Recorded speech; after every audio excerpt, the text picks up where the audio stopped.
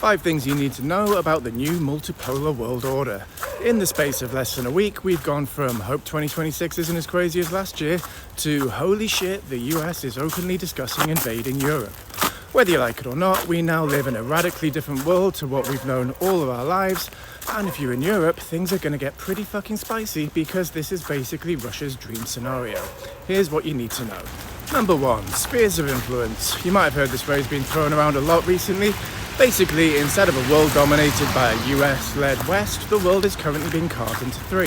The US is taking the Western Hemisphere, North, South and Central America, and as displayed in Venezuela last week, believes it has the right to do pretty much whatever the fuck it likes, including, but not limited to, kidnapping world leaders. China has East and Central Asia and probably currently holds enough sway over Africa to take most of that continent. And then that leaves Russia and Europe.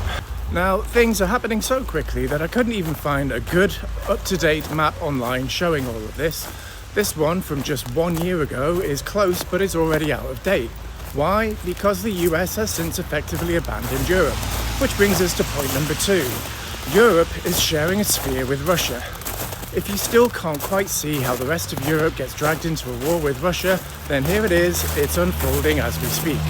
I've already discussed this at length in previous videos, but Russia is fully geared up for long-term war and has no other option other than to wage more war or collapse and implode. Europe is on its own, competing with Russia over the same sphere, and no one is going to come to its rescue.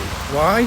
Well, point 3, international law is dead. Now yes, international law has for decades been more a set of guidelines rather than a strict set of rules applied to everybody equally. But what you need to understand is this: if you've grown up free from war in a safe, secure and relatively prosperous country, that is almost entirely down to the US-led Western world order that has shaped the world for the last 80 years. And the US has just torn that all down. Number 4, things are changing quicker than you think. A week ago, the prospect of the US taking Greenland by force was still being treated as a joke. Venezuela has changed the rules. The gloves are now off and anything pretty much goes now. The White House is literally talking about taking European land through military force. And finally, number 5, things aren't going to go back to normal. Sorry to be such a Debbie Downer, but that old peaceful world where you didn't have to worry about your country's defense budget is a thing of the past. We're heading back to a world of realpolitik and global competing imperialisms where the strongest survive and they do not give the slightest shit about your human rights.